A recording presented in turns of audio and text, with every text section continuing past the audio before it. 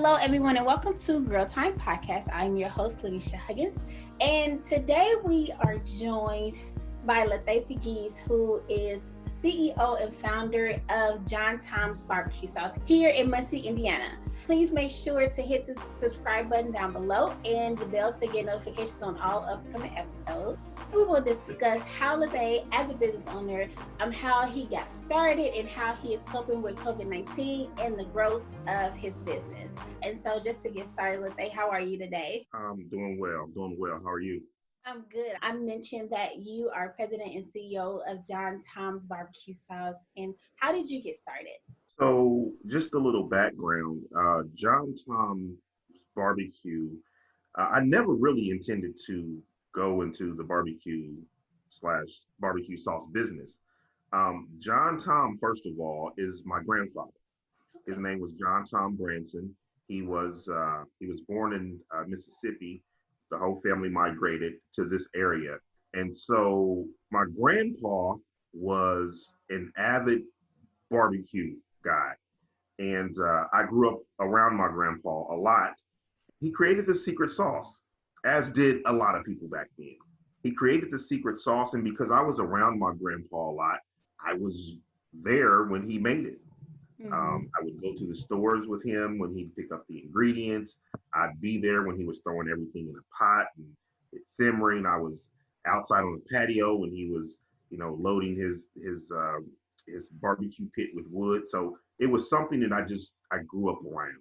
Mm-hmm. Um, Fast forward, and the way this kind of became a business is I was attending Indiana University and I was grilling one weekend and I got this brilliant idea to try and crack the code on my grandpa's secret sauce because he had passed away. He passed away when I was around 11 years old. Mm-hmm. And I decided I've been around him enough. I kind of know what he puts in it. So I was playing around and trying to make his sauce. I took one crack at it and was way off. Um, this it almost turned into an obsession.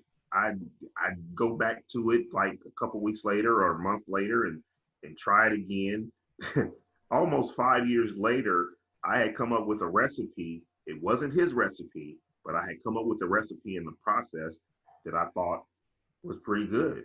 Mm-hmm. And so that's kind of how I got to um, having a sauce recipe. So, do you still have the recipes of the ones that you got wrong? I do. I started. I had a pad of paper, and I would do batch one and try something and see how it turned out, and it needed tweaked. I'd do batch two, the date, and see how that turned out. So let's just say there were a lot of batches, and so I got to something that I thought was pretty good. And the way that I tested it, once I got to something that I felt like this is some good sauce, I can tell myself that all day. I needed Mm-hmm. some people to taste it, and I wanted the taste test to be as authentic as possible. So what I did was I chose a weekend and I grilled some food and I invited my coworkers over. Mm-hmm. Now, none of them knew that I had been playing around in the kitchen working on a sauce. So I felt like, okay, great opportunity to just set the sauce out and just sit back and see what the reactions are. So I invited some people over. It's about 15 people, and I put the food out. I put the sauce out in some ball jars with a spoon, and I sat back. I wasn't even eating. I just kind of sit back and just start observing. And I'm waiting. I'm not gonna lead anyone and tell them that hey, this is my sauce. I want you to try it. Mm-hmm. But I just sat back and just waited to see what would happen. So probably about 5 to 10 minutes went by, and this intern, her name was Sumi Somaskanda, and Sumi was a vegetarian. Mm-hmm. So she wasn't eating any meat, but she had fixed her a plate of plain potato chips and poured the barbecue sauce and was dipping chips. And she was the first one who spoke up, and she said, "Lathay, what kind of barbecue sauce is this? This is like the best barbecue sauce I've ever had." And With the then chips. everybody else started chiming in. And so I broke it. I broke it to them. I said, guys, the reason I invited you over here is because I wanted you to try it. This is the sauce that I created. And some of them didn't believe me. They Mm-hmm. thought I bought it from the store or something. And I said, no, this is the reason you're over here because I wanted some honest opinions and reactions to this sauce. And I got them. People, they were like, man, this is, really good. And Mm-hmm. still at that time, I never thought about opening a business. At the time, I was a broadcast reporter. I was a television reporter and news anchor. Oh, I And didn't know that. yeah, I was living in Quincy, Illinois, and all of my coworkers worked at the news station, so they were reporters and videographers and producers Mm-hmm. and so that was kind of the makeup of the people who was trying it. But yeah, even at that point, I had never thought about doing anything with the sauce. That's cool. I didn't know that you was a reporter. That's Yeah, awesome. yeah. So you talked a little bit about where the business idea came from your grandfather and how his recipe. So how much of a difference is his recipe from yours? It's different. I mean, because what happened is I stopped trying to make his because each time I tried, I was getting a little better at what I was doing. And so I was creating something that, was starting to be pretty good. And so I kind of ventured off road. Mm-hmm. I quit trying to say, okay, I'm gonna try to make my grandpa sauce. And I just started going with what I was coming up with. Yeah. And I just kept on that road, and that's eventually how I got to my sauce. Um, my grandpa's sauce was a little tangier than mine. Mine has a start, a sweeter start, Mm-hmm. and then depending on which flavor you have, you might get a little heat in there. Mm-hmm. Um, but yeah, I always say, I didn't get his recipe, but I'm sure he'd be proud of what I came up with. Oh, okay. So when getting started, what was your greatest fear and or obstacle you had to face?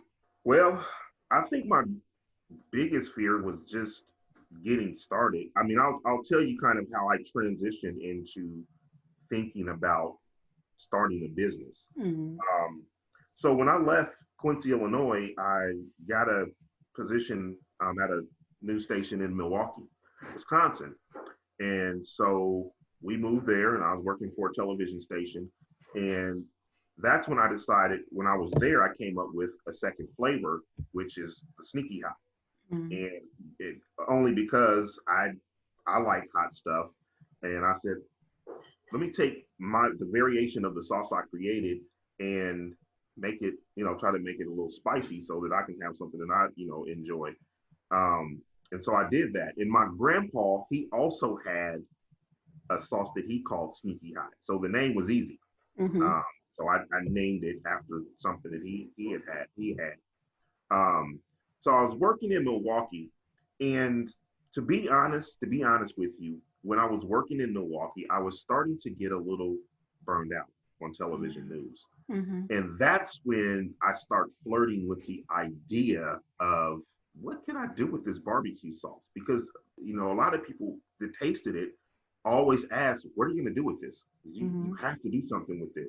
And so I started asking is this possible? If I wanted to, what do I have to do to make that a reality?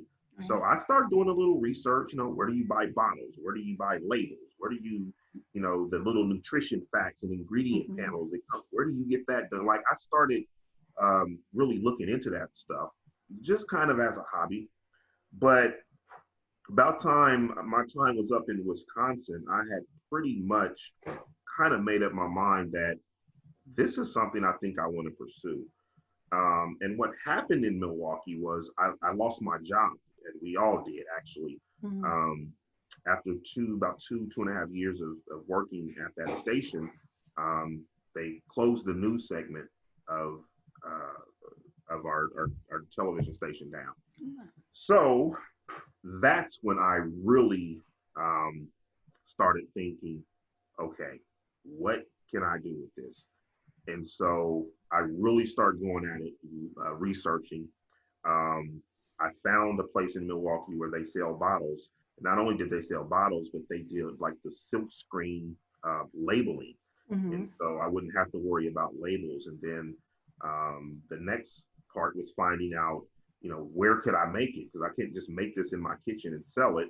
So I found out about kitchen incubators, which there weren't a lot of them back then, but I found one in Indiana. So I'm getting these ideas, and I said, okay, if this is something I want to do, I'm pretty sure I need to move back home to Muncie, Mm-hmm. Indiana, where I had family and resources and people to help me. And so the only obstacle was getting this by my wife. So um, I, I built up enough nerve to go to her and ask her, hey, I got this crazy idea um, with this barbecue sauce that I created. What do you think about moving back to Muncie and moving in with my mom so I can get this, try, take a crack at this business? Mm-hmm. And she said, let's do it that easily. Wow. She said, let's do it. Wow. And I said, are you serious? And she said, yeah, let's do it. Because she's from Muncie too. I think she was a little homesick anyway, but Yeah. um, once I got the green light from her, I just went full steam. So when you ask what was the scariest and the most challenging, Mm-hmm. it was really trying to imagine myself walking away from my career that I went to college Mm-hmm. and spent a lot of money and a lot of years trying to get through, actually walking away from that to start something from infancy. It was the most terrifying thought that I had. And at the end of it, I said, I'm gonna try it. And what made me think that was, if I don't try this now, I'm gonna be mad at myself years down the road Yeah. for not giving myself a shot. Yeah. So we packed up, we moved back to Muncie. We had two kids at the time. I moved in with my mom. She was totally fine with that. She actually wanted us to. And I got the business started along with two partners. And my wife, she started working, and that allowed me to just to go at it with the business. And we stayed with my mother for about a year and a half, Wow. That's so I can work good. on the business. That's Yeah. good. That's a good story. I love that.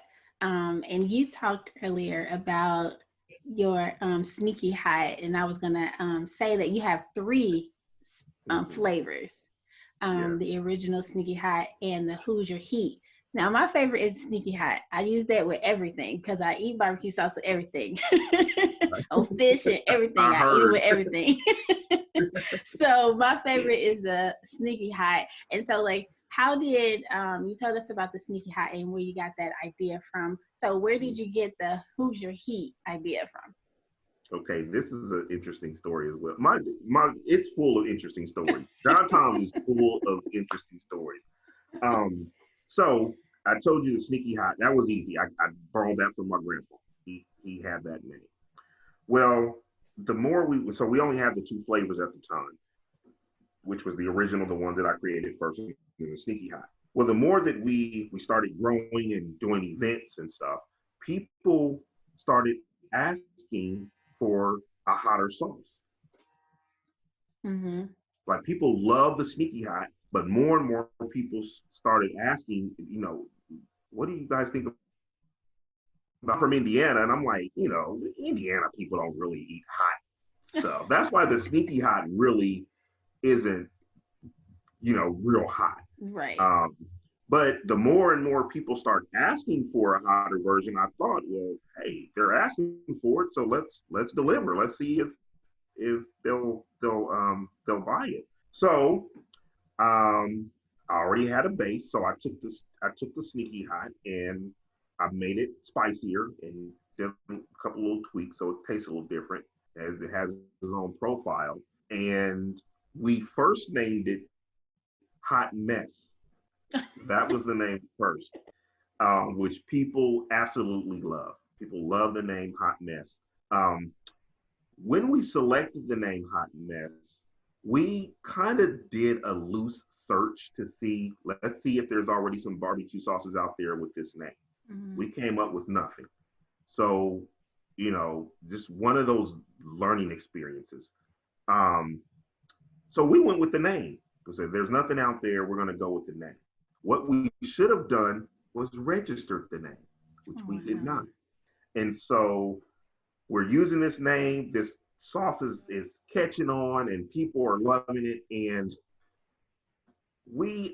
I got a Facebook message, which was odd, from someone telling me that they had reserved the name Hot Mess for their barbecue sauce, and that they would like us to stop using it. And I thought it was a scam because I was like, why would someone send a Facebook Mm-hmm. message that seemed like that'd be something more serious? Right. And I just really disregarded it. And we got another Facebook message. And I'm just like, what? Who is trying to scam us? Like, what is this? Then we got an email. And I said, okay, well, like this, let me check into this. Mm-hmm. So I called our attorney and I said, hey, this is what we're dealing with. Can you check into this? So she got back with us and said, yeah, that is a registered name. It is legit. Someone does own it. So she gave us counsel on what we should do. Um, so we decided, okay, um, we need to change the name. So we didn't change the formula, but we needed a name. And Hoosier Heat just came to me. Mm-hmm. And we tossed it around to people, and some people said, hey, I actually like that better than Hot Mess. And then it gave us that identity with, Indiana brand, with the Mm-hmm. Hoosier. So I said, let's roll with it. So we changed it from Hot Mess to Hoosier Heat, and we did register Hoosier Heat. So it's ours. So is Sneaky Hot registered too? Yes, Okay. yes. Once we went through that ordeal, we registered everything we needed to register. Yeah, yeah, So we did. how So, important would you say it is to register at like almost everything that you do? oh yeah, definitely. I mean, if it's something that needs to be registered, do it. I mean, and that's the thing. You look at the background of myself. I'm journalism. Um, uh, my partner Rodney is IT, and Terrell is marketing. None of us have like anything to do with food, no food Mm-hmm. background. So we went into this thing. I mean, we just jumped in the water. There was a lot of things that we didn't know, a lot of things that we didn't do, um, and and I'm thankful for those experiences because with mistakes, comes maturity and character. Mm-hmm. You learn things. And so some things we started off and we did wrong. We did backwards. And that was one of the things that we failed to do. And but it made us get everything else in gear and say, hey, let's get this stuff tight before that happens again. So yeah, if you have something, if it's a name, it's a brand that needs registered, do that first. Yeah, So it's good. yeah. So has your mission for your business changed from the time you started to today? I don't think our mission has changed. Our mission is to deliver the best barbecue sauce you've ever put in your mouth. That's pretty much our mission, but definitely our focus changed over the years. I think most people who have a product or create something, um, I think their initial thought is retail, Mm-hmm. and so that was our thought process. um, we found out that retail is very hard. It's very hard to get your foot in, and even if you do get your foot in, it's very hard to get your product off the shelf. Um, and so over the year, we kind of we thought about it, and um, we said, you know what? Why don't we look at food service? And because our theory was with food service, I only have to sell you once. Right. And if I sell you once and you start buying my Mm-hmm. product, now you're calling me when Mm-hmm. you run out. So I only have to sell you once. With retail, I gotta sell and sell and Mm-hmm. sell and. And so we switched our focus to food service. And we quickly found out that that was best for us. I'm not saying that's best for everyone, but it was best for us at the time. And with that, we landed Ball State dining account. We've landed Indiana University dining account. We That's have awesome.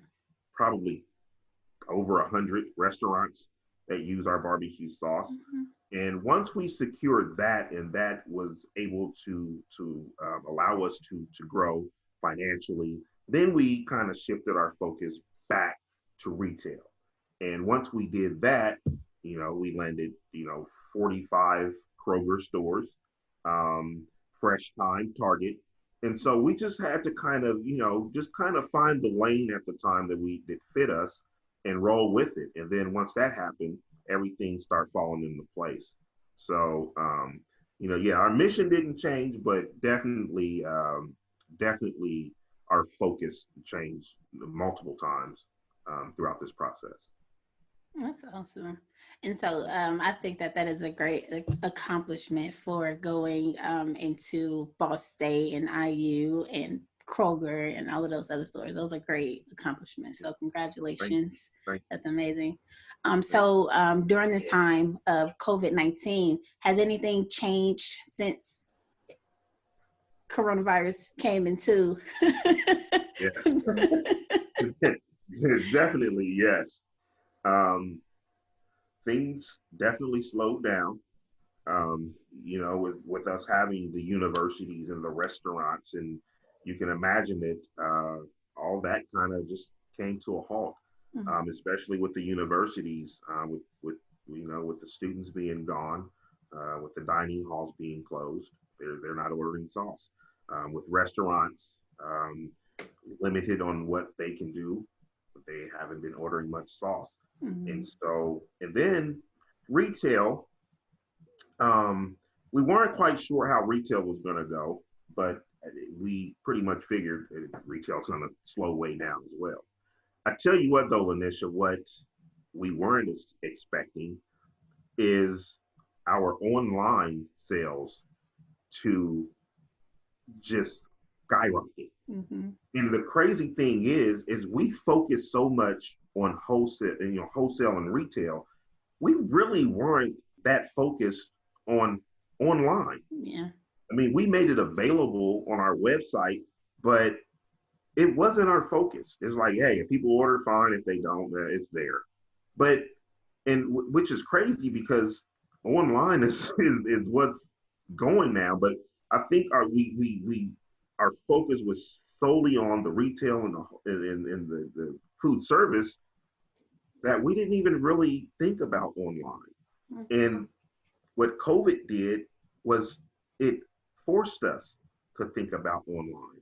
And with everyone looking to support local businesses, I Mhm. mean, the orders just started pouring in. That's And awesome. we actually created a whole lane for us that we weren't even focused on. And now that's how we're surviving. That's good. Um, so yeah, I mean, while our business has slowed down like other businesses, um, I think we've created a lane that we will now focus Mhm. on a lot Mhm. more once we come out of all of this, and we can hit retail, food service, and online the same. So that's the That's good thing. awesome. We got to look at the silver lining. That's it for us because I've been filling orders almost every day Mhm. that this has been going on, and it's been awesome. That's good. That's good. So I'm gonna say I didn't know when my husband told me that he was buying some barbecue sauce. I didn't know that it came in a big case. So when I got home, I saw this big case. I was just like, I thought you was buying a jug or something. So I thought it was funny. I was just like, that's a big old case. Yeah, you But got 12 bottles yes, that come in the case, and those are 12 20-ounce bottles. So you're getting 20 ounces of barbecue sauce in each bottle. mm-hmm, mm-hmm, A lot of sauces, you'll get 16 ounces, 18 ounces, but we give you 2 extra ounces. We give you mm-hmm. 20 ounces, And so yeah, you guys got a lot of barbecue sauce on your hands. But I do appreciate it, and that's another thing that's happened. Not just the online sales, but the face to face sales. Man, Mm-hmm. people in this community in Muncie have really poured into our business. People have Mm-hmm. contacted me and said, "Hey, I just want a case. Just mix it up, and I'll pay you for it." And that too, because I'm always surprised, even though I've been doing this 14 years, Lanisha, it always surprises me how many people in Muncie still don't know I have a barbecue sauce. Yep. And so um, this this stay at home order has kind of calmed everybody down. It's Mm-hmm. made everybody sit down, and people are noticing things that's been right in front of their The faces whole time. the whole time, and Yep. we're reaping the benefits of that. So people they're calling me and texting me, "Hey, I ain't tried it, but I would like to," and so we've been getting orders that way too. Yeah. That's awesome. So I am glad that he bought a case because I Yeah. have barbecue sauce for life. I'm glad. Yeah. And so I know you touched a little bit on this with your online orders and face-to-face orders, but are there any other resources that you have gained during this time of COVID-19 that you will continue to use in the future? Um, I think online is it. I know Mm-hmm. that's at the top. Um, I think what's happening is we're building some awesome relationships at this time. We definitely have the attention of a lot more people than Oh we yeah. did. Um, and and back to online, I tell you what's been happening, Lanisha, is this organic growth. And what happens is, I'll just give an example. I have a fraternity brother who lives in Michigan, and he ordered a case of sauce. And as soon as he got it, he put it on his counter, he snapped a picture of it, and he put it on his Facebook. And so all of his friends, who, we have no penetration in Michigan, Mm-hmm. but his Facebook friends that live in Michigan and elsewhere started asking, "Hey, what's that?" So he Wow. explained, "Hey, this is a fraternity brothers barbecue sauce. It's very good. Support them." So what happens is I may get 5 or 6 orders just from that picture that he put up. And I That's mean, good. to watch this has been amazing because while we were just confined to like Indiana, Mm-hmm. maybe some bordering states here and there, we're now sending sauce to Arizona, to Los Angeles, to Chicago, to Wisconsin, Good. to Florida, to Pennsylvania. And I have no idea who these people are. I don't. And it's like to watch that, to watch it kind of spread like that. Oh my God, I can use a COVID analogy, how that virus just spread. I mean, Mm-hmm. to watch how it just spreads from person to person, and this people touches 10 people, and then they put it on their Facebook, and then they Yeah. touch 50 people, and then Yeah. it's been amazing. Yeah. It's been amazing to watch. That's awesome. Because I was about to say that I have seen that also. People posting and telling it a little bit about what their favorite flavor was. Yeah, And yes, I have seen that also. So that's amazing. yeah, it is. Okay. That's kind of similar. I said, what goals do you have?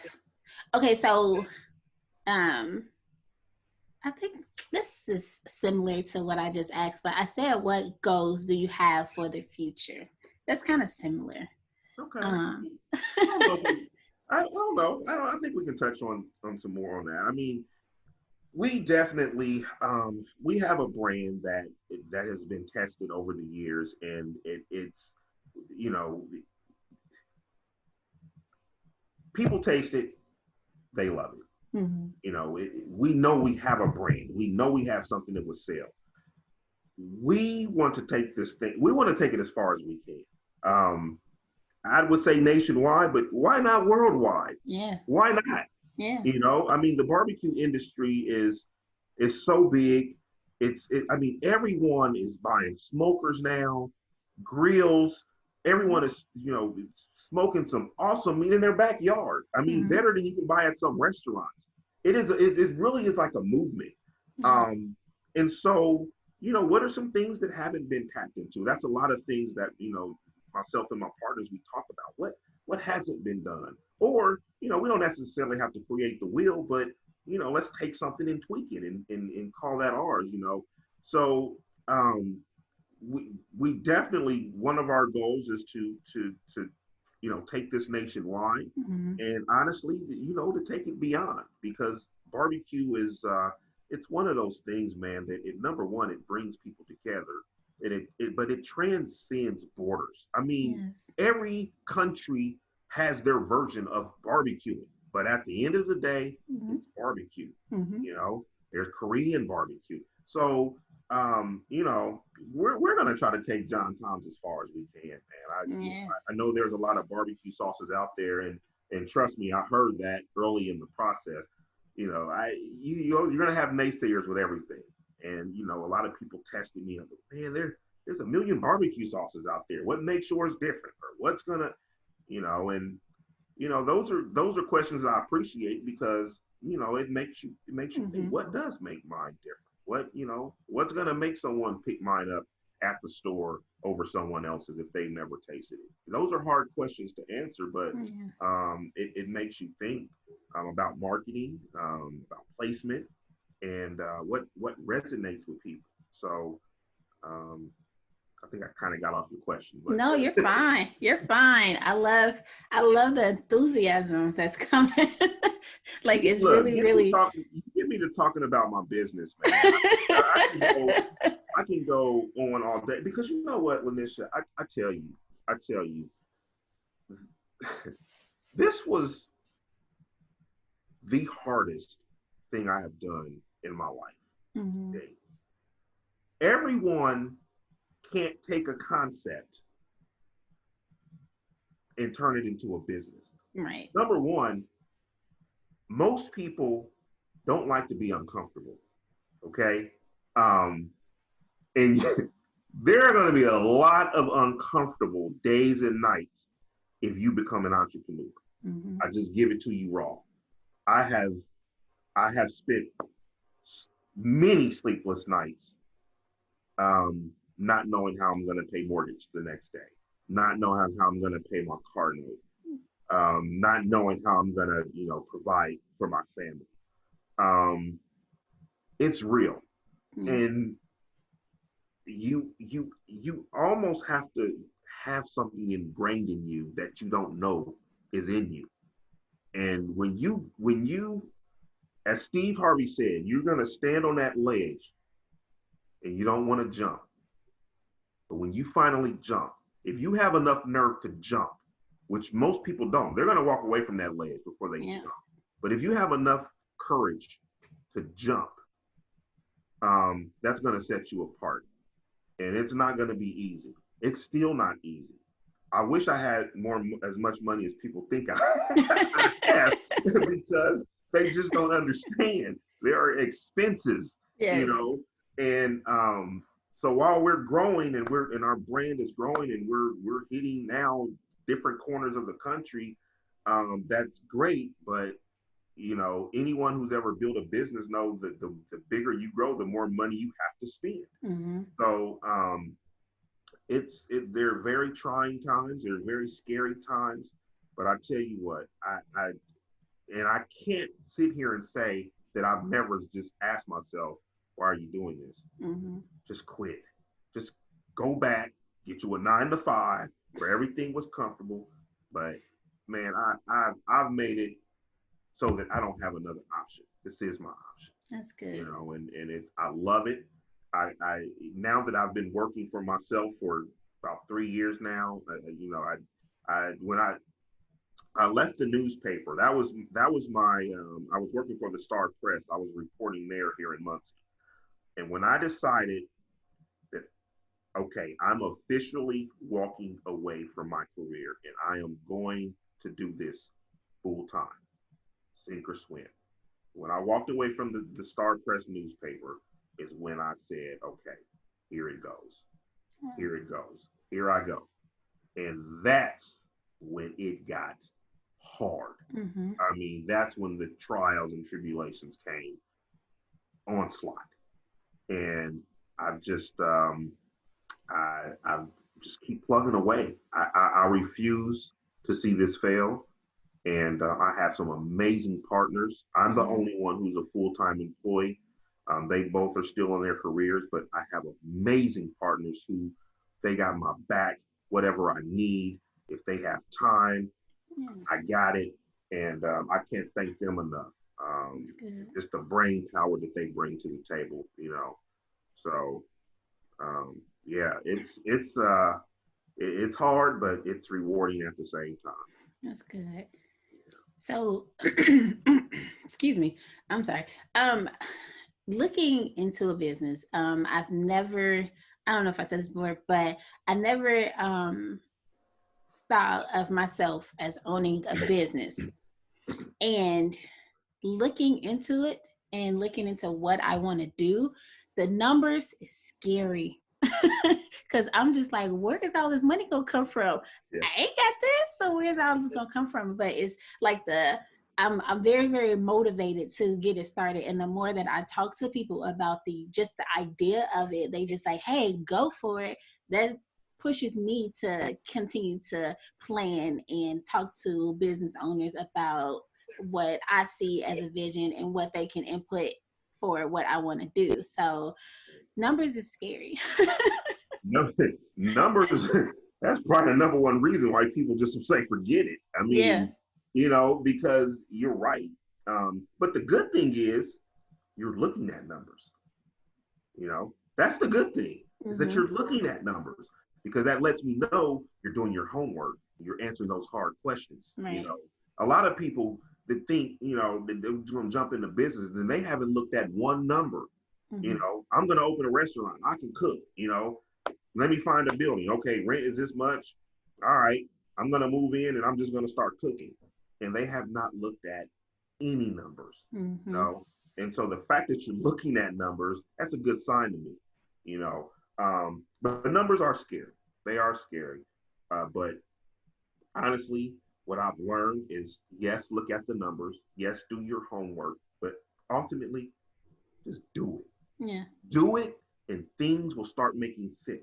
Things will start falling into place, or they won't fall into place, and you say, okay, that's not the way to do it. Mm-hmm. So you start figuring those things out. But yeah, I get the money part. Definitely.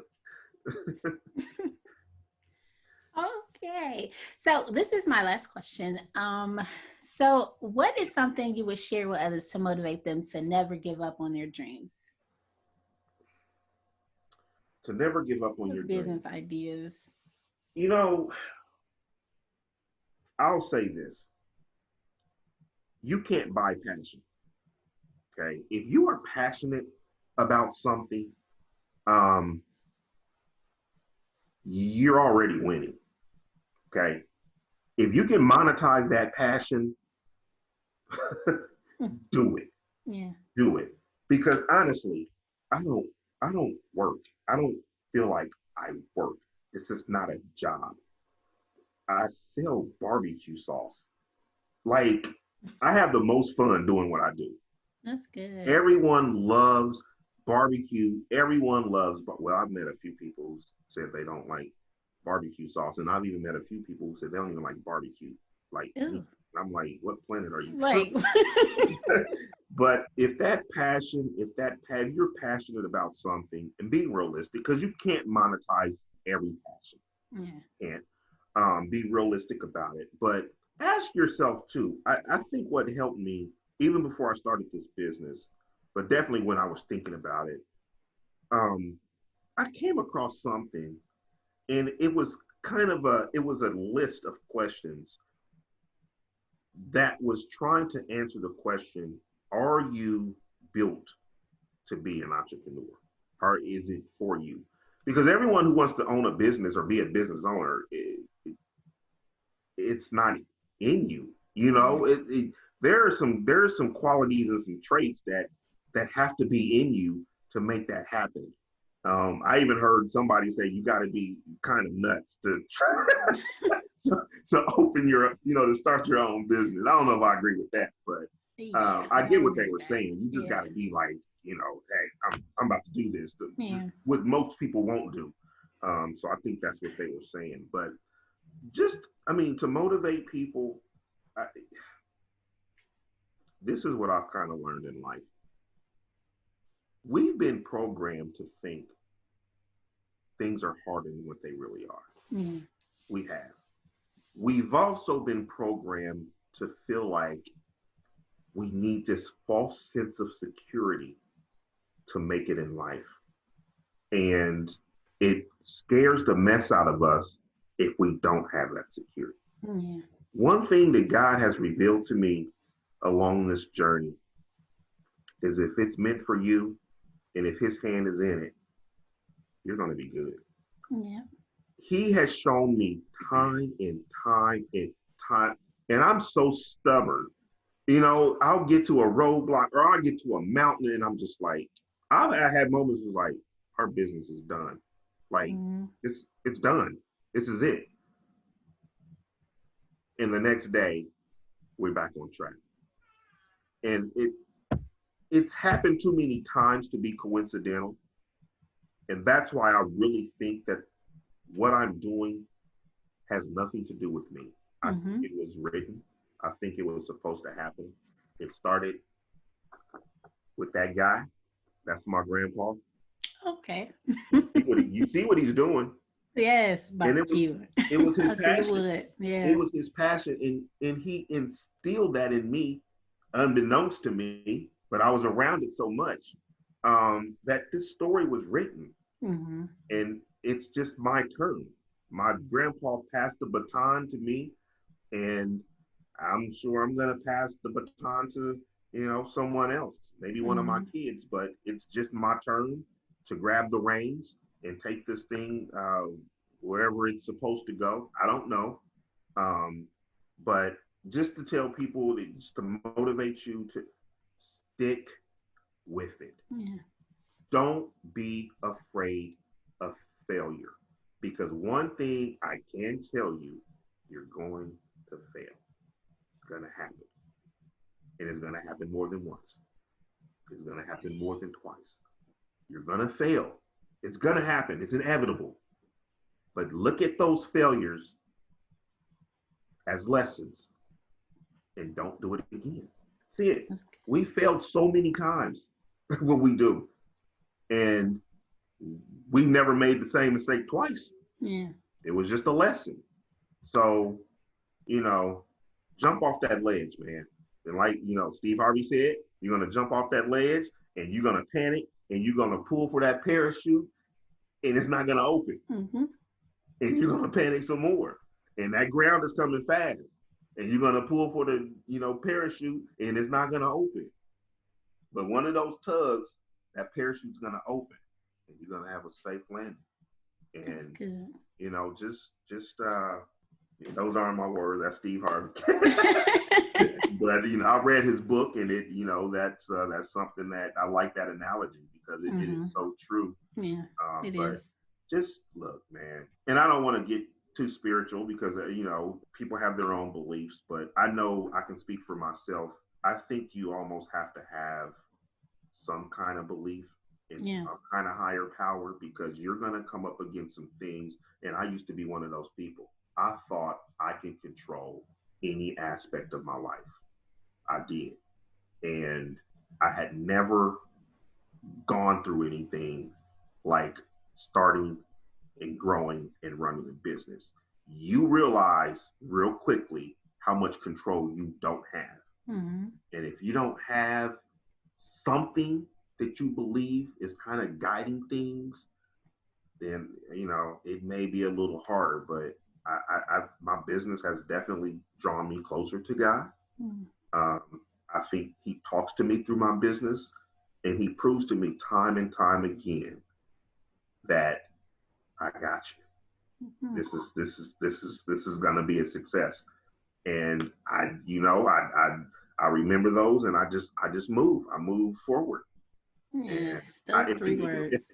if you would have told me honestly, if you would have told me that I would even get to the point where we are right now, Yeah. I probably wouldn't have believed you. I probably wouldn't have believed you. That's good. But we have so much more that we want to do. So we're just going to keep trucking. Yeah, that's good. And I had to ask you that question because you were on Facebook Live and you was talking about once the coronavirus came and the shutdown happened and how everything was starting to get pulled except your online business, your in-person business, and how everybody was kind of from the community was pouring into your business. So that was an amazing story. I love it so much. I was so moved. Look, I am, first of all, I'm an incurable optimist, okay? Yeah. And I believe in humanity. I really do. I know a lot of people are cynical. I'm cynical about some things, but I am a believer in humanity. And when I tell you, when I went live that day, it was one of the best days of my life as far as humanity is concerned. Mm-hmm. And people reminded me how close we are to each other. We are all connected. Mm-hmm. We are all connected. If this pandemic has not made you realize how connected each person on earth is, we are all connected in this mm-hmm. thing. And people, since this has happened, just the gestures and the, someone cash apping me and someone sending me a check in the mail, just, I hope this helps a little bit. You may not think mm-hmm. that buying a bottle of barbecue, you have no idea what that does to me. Yeah. Because it's your intentions. It's your intentions, and you're being very intentional in letting me know that I have your back and I want to see you be successful. That, you're about to make me cry. But it's good. People are so good. And I am a believer that there are way more good people in this world than there are bad. Oh yeah.